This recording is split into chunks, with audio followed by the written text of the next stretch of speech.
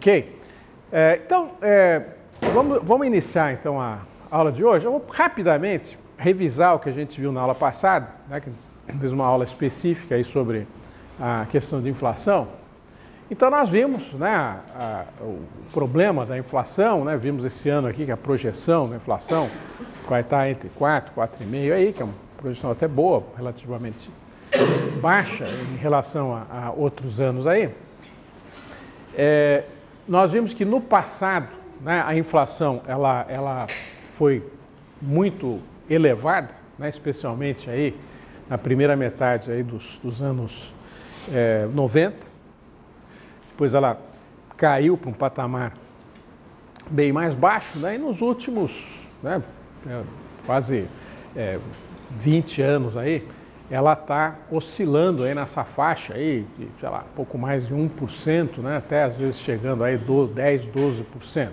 E nos momentos em que ela começa a querer subir, aí então você tem essa política aí de elevar as taxas de juros para você poder, de uma certa forma, reduzir a oferta, né, de dinheiro, né, a oferta monetária, que a gente chama, criar um certo aperto aí, e isso, historicamente, ou pelo menos no passado recente, aí se verificou em muitos países ser uma política eficiente em conseguir reduzir a inflação, né? Então aí a gente vê as taxas Selic aí que a gente falou. Então, inflação em outros países, né, falamos também.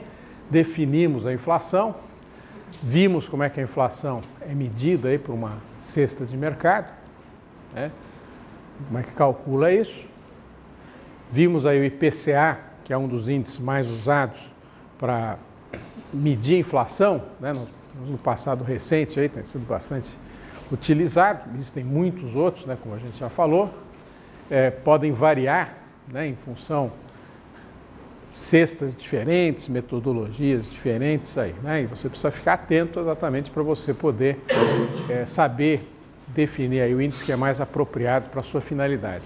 Mostramos como é que você pode ter acesso a essas informações, né? E um site bastante útil aí seria esse site do IPEA Data, né? Então aí mostramos como é que a gente busca o IPCA nas suas, né, pelo menos as duas modalidades que acabam sendo mais utilizadas, que é a série, né, de índices aí e os valores da variação percentual mês a mês aí. Aí mostramos aí como é que você consegue utilizar cada uma das séries, né? Então aqui a série mensal do índice, que no fundo ela quase que acompanha como se fosse o custo da cesta de mercado. E pela análise, né, da variação desse custo, entre aspas, aí, da cesta de mercado mês a mês, você consegue calcular a taxa de variação aí de crescimento dos preços e isso, no fundo, é a medida aí da variação percentual, né, do índice percentual da inflação, que também é apresentado no site, né? Então, aí nós mostramos como é que nós calculamos isso. Aí nós introduzimos a noção de taxa de juro real, até mostrando que quando você vê uma taxa nominal, né, esse fator 1 mais a taxa nominal, ele pode ser decomposto em dois fatores multiplicativos, aí, 1 mais a taxa de inflação, 1 mais a taxa de juro real, que está medindo de fato quanto que o teu poder de compra está aumentando, né? Então, quer dizer, normalmente numa operação financeira, raramente, né, a taxa de juros real é explicitada, né? Você vai ver mais comumente a taxa de juro nominal, mas você vai ter esses dois componentes. Se você está projetando a taxa de juro nominal, em geral você está estimando, está fazendo algum tipo de estimativa com relação à inflação, e posteriormente, né, uma vez que a inflação é conhecida, você tem como calcular essa taxa de juro real, né? Invertendo essa fórmula aqui, você pode chegar a esse resultado aqui, que seria o resultado exato, ou o resultado aproximado, né, que diz que a taxa de juro real é exatamente a taxa de juro nominal menos a taxa de inflação. É um resultado aproximado, mas é um resultado mais fácil de se lembrar. Então a gente fez dois problemas, mostrando uma situação de taxas mais elevadas, que a hora que você usa o resultado exato aqui, contrasta com a taxa pelo método aproximado, né, que daria 5%, você viu aqui uma diferença que é um pouco maior, a aproximação não é tão boa, fizemos o mesmo exercício com taxas mais baixas e concluímos aí que nesse caso aí, com taxas baixas a aproximação foi bastante boa, né? O resultado exato 0,4926, o resultado aproximado 0,50. Então, só para ilustrar esse tipo de situação. Aí falamos de taxa de juros pré-fixadas, né? Quer dizer, e taxa de juros pós-fixadas. Né? Então, o que acaba acontecendo? Né? Quer dizer, até por causa desse problema de inflação, então você tem essa possibilidade ou de você pré-fixar a taxa nominal, que muitos investimentos são desse jeito, eles definem quanto você vai receber lá na frente já, ou você pode definir uma taxa de juro real e incorporar a inflação da forma apropriada, uma vez que essa inflação ela é conhecida. Né? Então, muitos processos aí de investimento, até de financiamento, eles acabam seguindo essa segunda modalidade. Né? Nos investimentos, né, um exemplo que a gente falou aqui importante, as notas do Tesouro Nacional Série B, elas são desse tipo, elas definem uma rentabilidade real e aí então, em função da inflação observada pelo IPCA, né, uma hora que você vai resgatar os títulos, aí você tem, né, ou até receber juros relativos aí aos títulos, você vai considerar a inflação para efeito aí de fazer os cálculos para recebimentos. Aí nós falamos, né, comparamos, até nós vamos ter depois uma aula mais específica, né, sobre títulos, mas mostramos, né, naquele dia que nós apresentamos a aula, aí, fizemos a aula, que naquele dia as taxas dos títulos, que são as NTN-Bs, elas variavam aí de 5,24 a 5,39 e chamamos a atenção que essa taxa é uma taxa real. Tá?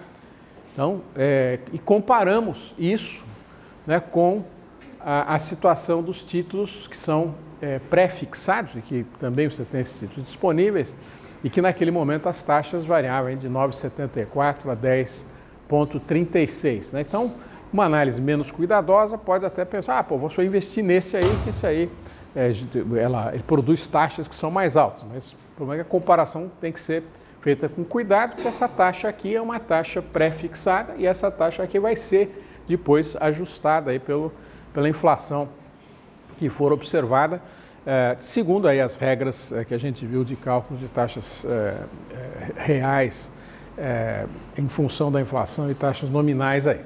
Né? Então isso é importante você também saber. Falamos então também de preços nominais versus preços reais, né? Que é um tema que acaba sendo muito importante na hora que você vai analisar o comportamento de um determinado produto ao longo do tempo. Né? Até uma situação de regime inflacionário que você tem normalmente no Brasil, apesar de não ser tão alta no passado recente, mas mesmo assim, numa série longa, acaba sendo algo importante. Então você tem que saber como calcular preços reais a partir de preços nominais, e é um exercício que se faz uma vez que você conhece a inflação. Partimos aí desse problema, né? Tínhamos uma série de preços aí de um ativo aí que é a arroba do boi, e pergunta que nós fizemos aqui, olha, em outubro de 2008, essa arroba estava R$ 85,00.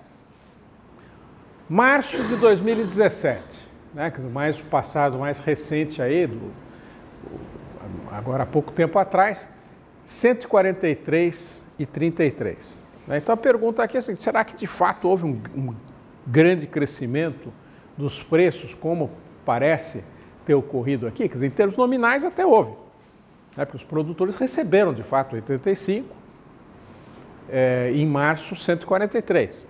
Agora a questão é essa, como é que a gente pode avaliar isso? Tá? Então, quer dizer, essa avaliação tem que levar em conta, de fato, a inflação para a gente realmente poder transformar aqueles 85 em reais de hoje. Quanto que vale hoje, né, os 85 daquele período do passado aí. Um tipo de análise que às vezes se faz também nessa direção é converter numa moeda forte aí. Tá? Converter os valores ao longo do tempo em dólar ou em euro e fazer uma análise. Agora, qual que é o problema disso? Porque essas moedas também têm inflação. E às vezes não pode não ser uma boa ideia. Tá? Quer dizer, aqui realmente você está trabalhando em bases da moeda que você realmente utiliza. Tá? Então, esse cálculo aqui é eu diria, talvez melhor de um modo geral. Então aí nós mostramos, né, como é que fazemos os cálculos aqui, né, 85 em outubro de 2008, março de 2017, 143. Então aí nós fomos na série do IPCA, vimos a variação de outubro de 2008 até março de 2017, né, e calculamos aqui uma inflação de 67,77%, o que permite a gente concluir, né, que R$1 de outubro de 2008, nós precisamos de 1,6777 reais em março de 2017 para comprar a mesma coisa. Tá? Então, como em outubro de 2008 a arroba valia 85, né, multiplicando aqui por esse 1,6777, nós vamos ter 142,60, que seria exatamente quanto você precisaria ter em março de 2017 para comprar, em média, aquilo que você compraria com R$ 85,00 em outubro de 2008. Então, aí sim, aí os valores eles podem ser comparados com mais facilidade, né? O 143,33 com 142,60, e está vendo que está havendo um pequeno crescimento, mas são preços que estão mais ou menos na mesma ordem de grandeza. Né? E a gente então diria que isso aqui é o preço real da arroba de outubro de 2008 em valores de março de 2017, e você pode até mencionar que utilizando o IPCA como o mecanismo aí de correção para cálculo dos valores reais. Né? Bom, então fizemos essa revisãozinha aí do que nós vimos na aula passada, e vamos então complementar, né, o material básico aí sobre a questão de taxas de juro, falando, né, de alguns outros temas aí. Né? Então, o primeiro tema seria esse aqui, taxas de juro equivalentes em bases de tempo diferentes. Tá? Então, esse é um tópico, né, que acaba aparecendo sempre em matemática financeira, que nós até já acredito que você conseguiria solucionar esse tipo de problema, mas eu quero destacar isso, até porque tende a ser um problema específico que você tem que saber responder de uma forma correta aí. Então a pergunta aqui é a seguinte, ó, genérica. Qual é a taxa de juros mensal, né, eu estou até representando o JM pequenininho ali, equivalente a uma certa taxa de juros anual? Né? Porque veja, como você expressa a taxa de juros de maneiras, com bases de tempo diferentes, você pode expressar com base anual, você pode expressar com base mensal. Agora a questão é, qual que é a equivalência entre elas? Tá? Quer dizer, aquilo que é uma taxa anual JA, aqui, quer dizer, quanto que seria o equivalente a ela em taxa de juro mensal? Né? Então veja, o que você pode pensar? Né? Então usando a nossa fórmula aí, valor futuro, né? Pensando em meses aqui. T mais 12 meses é o valor presente, 1 mais a taxa mensal, 12 períodos, elevado a 12. Tá? E você pode enxergar a mesma operação, valor futuro em T mais 1 ano. Tá? Valor presente em T, 1 mais a taxa de juro anual. Tá? Então, veja, tem que ser igual, né? Quer dizer, as duas coisas aqui, nos dois casos, embora estou aqui representando um ano, representando 12 meses, mas esses valores futuros aí no futuro, daqui a 12 meses ou um ano, que é a mesma coisa, tem que ser o mesmo. Tá? Então, veja, e o valor presente também. Tá? Então, veja, tem que ser verdade isso, né? Até por definição, estamos definindo a mesma coisa de duas maneiras diferentes. Então tem que ser verdade que 1 mais JM elevado a 12 aqui é igual a 1 mais a taxa de juro anual. Tá? Então tem que haver essa equivalência. Então veja, se você sabe a taxa de juro anual, você pode calcular mensal. Você sabe a mensal, você pode calcular anual. Tá? Isso aqui para 12 meses, e a gente poderia pensar isso para outras bases de tempo aí. Nós vamos ver nos exercícios. Tá? Então, com isso você pode comparar, né, e achar taxas de juros que são equivalentes. Então, nesse caso aqui, veja, se eu quiser resolver isso para JM, que é o caso aí, o que eu vou ter que fazer? Vou ter que tirar a raiz 12ª ou elevar a 1 sobre 12, os dois, aqui na realidade eu vou ter, vou ter que sair, que eu estou resolvendo para JM, exatamente, tem que elevar 1 sobre 12 e vou ter que inverter a fórmula. Né? Vou chegar então a esse resultado. JM vai ser 1 mais JA, 1 sobre 12 menos 1. Né? Quer dizer, elevei a 1 sobre 12 os dois termos aqui, resolvi para JM aqui. Né? Então, veja, você sempre pode achar taxas equivalentes. Então, vamos ver aqui o exemplo. Vamos supor que a taxa anual fosse 12%. Né? Qual que vai ser a taxa mensal equivalente? Quer dizer, o leigo aqui vai pensar, vou dividir isso aqui por 12 e vai dar 1%. Não vai dar 1%. Tem que pensar em capitalização composta aqui. Né? Então, veja, usando, né, o desenvolvimento do último slide, JM vai ser 1 mais 12% elevado a 1 sobre 12 menos 1, que vai dar 0,949 aqui, aproximadamente 0,95%. Né? Então, essa seria a taxa mensal que, capitalizada por 12 meses aí, ela é equivalente a uma taxa anual de 12%. Né? E você pode resolver isso nas duas direções, aí, sem dificuldade. Vamos pegar aqui uma outra situação que acaba sendo importante, até para depois a gente avaliar a situação de títulos públicos nossos. As próprias NTNBs, elas têm uma modalidade delas que paga juros semestrais. Tá? Só que para até complicar um pouco, eles definem que a taxa de juro anual é 6%. Só que os pagamentos são semestrais. Tá? Então a pergunta é, quer dizer, qual que é essa taxa semestral que equivale à taxa de 6% anualizada? Né? Então essa é a ideia aí. E estamos assumindo o investimento de R$1.000. Né? Então, qual que seria essa taxa equivalente na base semestral e qual que seria o juro que estaria pagando? Então, veja, nesse caso, o que a gente tem que pensar? Temos dois períodos aqui.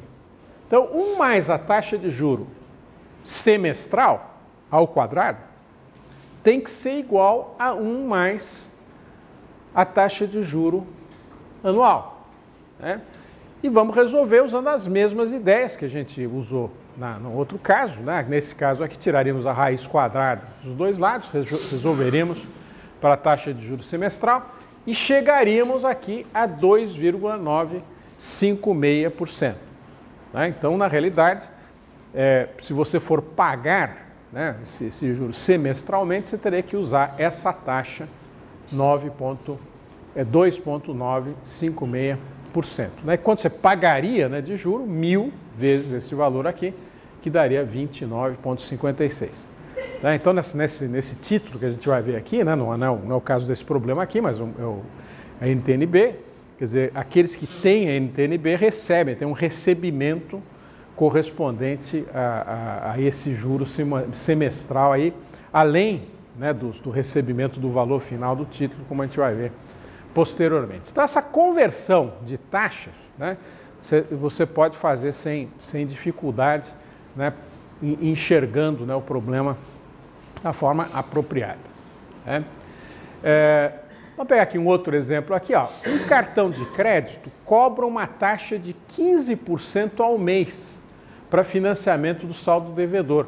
Qual que seria a taxa equivalente em base anual? Então veja que aqui a gente está falando na conta ao contrário, né? Mensal, você quer saber anual aqui.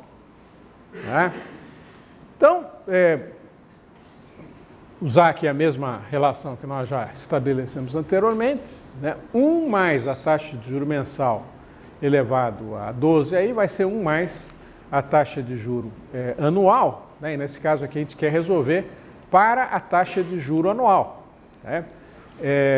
Aliás, aqui está até errado ali o subscrito, ele seria JA. né, seria 1 mais 15% elevado a 12 menos 1, que dá 4,35, né? E você tem que tomar um certo cuidado. O que é esse 4,35? 435%. Tá? Então, quando vocês têm essas taxas altas, você fica meio... tem que pensar um pouquinho para você poder saber o que vale, né, esse resultado aí que você está observando aí. Ok? Então aqui, né, o JA vai ser 1 mais 0,15 elevado a 12, menos 1, 4,35 ou 435% ao ano. Né? Então 15% ao mês se traduz em 435 ao ano aí. Um outro tema também que acaba sendo importante, até porque ele pode aparecer em alguns tipos de operação, seria o seguinte: taxa de juro nominal especificada, tá? Mas com N capitalizações por período. Tá? Então pode ser que você tenha uma operação que esteja especificada em contrato, você vai pagar um juro de 15% ao ano, tá? Nominal. Só que capitalizado mensalmente. Tá? Então a questão toda é a seguinte, que você na realidade não vai pagar 15%, vai pagar mais. Isso é uma forma até de quase iludir o cara que está tomando a operação para ele pensar que está com uma taxa mais baixa. Então, para você saber a taxa realmente que você vai pagar, você vai ter que fazer umas contas e usar as definições que estão associadas a esse tipo de nomenclatura. Tá?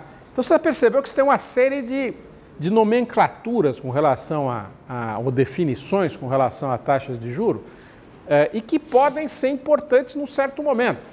Né? E veja que juro, como é um negócio dos mais antigos que existe na história da humanidade, operações financeiras desse tipo aqui ocorrem desde que mundo é mundo. Né? Então, quer dizer, o pessoal já pensou em todas as maneiras possíveis de você poder pensar as operações. Né? Então, esse tipo de formulação acaba sendo importante. Então, quando a gente fala isso, a ideia é a seguinte: então, temos essa taxa J nominal especificada, né?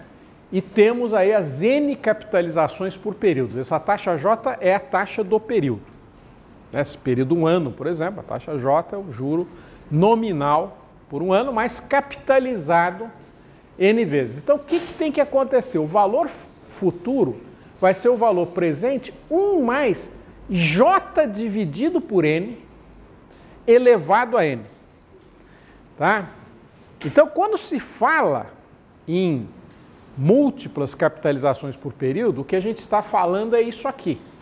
Que o seu valor futuro, você vai ter que pegar a taxa de juros nominal especificada, dividir por N e elevar a N. Tá? Nós vamos ver o exemplo daqui a pouco, vai ficar claro. Agora, veja, o que eu quero saber é a minha taxa de juro efetiva desse período. Então, o que eu vou ter que fazer? Expressões, elas são equivalentes aqui. Tem que ser verdade que 1 mais J dividido por N elevado a N é igual a 1 mais J estrela aqui. O que eu quero achar é J estrela, a taxa de juro realmente da operação, que não é, em geral, explicitada na hora que você está definindo a operação nessa modalidade. Então, o que vai acontecer? Quer dizer, aqui está fácil, né? Eu vou resolver aqui para J estrela, né, que seria 1 mais Jn elevado a N menos 1. Então, essa seria a taxa de juro efetiva, né, a hora que nós estamos considerando esse problema aí das N capitalizações por período. Então, se J estrela é a taxa efetiva por período equivalente à taxa J com N capitalizações por período aí. Bom, vem aqui um exemplo Calcule a taxa de juros anual efetiva correspondente ao empréstimo realizado, considerando a taxa de juros de 12% ao ano, com capitalização mensal, né? Ou seja, 12 capitalizações por período aí. Período de um ano aí, né? Então, se nós fizermos a conta aqui, né, o valor futuro, o valor presente, 1 mais aí o 0,12, que é o 12%, dividido por 12. Né? Ah, mas por que é assim? Porque é assim que se convenciona. Elevado a 12. Né? Então, nós queremos achar o J estrela aqui, usando o procedimento que a gente já especificou, né? Então, solucionando, basicamente resolvendo essa expressão, nós vamos chegar a um J estrela de 12,68. Então, o que você já está vendo? Quer dizer, a taxa de juros efetiva, a hora que você considera múltiplas capitalizações por período, vai ser maior do que a taxa de juro nominal especificada na hora que você está definindo a operação, né? Agora, a pergunta interessante, você fala, mas se eu fizer mais capitalizações? Né? Aqui eu estou pegando o ano e fazendo mensal. Mas aí você fala, pô, eu quero ganhar mais. Né? Eu estou emprestando aqui, eu vou capitalizar mais vezes. Tá? Então vamos capitalizar por dia agora, para ver o que acontece. Né? Então, capitalização diária aqui. Então, o que nós vamos ter que fazer? Aquele 0,12 nós vamos ter que dividir por 365 e elevar a 365. E vamos ver o que vai acontecer. Né? Então, aqui, ó. E aqui que nós formulamos o problema, né? Para a questão da capitalização diária. Né? Valor futuro, valor presente, 1 mais 0,12 dividido por 365, elevado a 365. Então, a hora que a gente solucionar aqui para o J estrela, nós vamos chegar a 0,12747, que dá 12,747%, né, 0,747%, e que é um pouco maior do que quando nós utilizamos a capitalização em 12 meses, né, ou capitalização mensal, ou seja, você tem um ganho extra aqui. Né? Eu aqui quase que, um pouco mais, né, 0,68 aqui foi para 0,747 aí. Você fala, mas eu quero ganhar mais aí. Tá? Eu vou fazer agora uma capitalização por hora. Tá? Então, eu vou calcular quantas horas, né, a gente tem no ano, né, e vou capitalizar por hora. Né? Então, fazendo as contas, dá 8.760 horas. Né? Você quer ganhar mais. Né? O cara bem com vontade de ganhar aqui. Né? Vou dividir o 0,12 por 8.760 e elevar a 8.760. Vou calcular os resultados e vou chegar a esse valor. Então veja que quase parecido com o anterior aqui. 747, o anterior, agora 74959. Então veja, esse tipo de problema é o tipo de problema que o matemático gosta.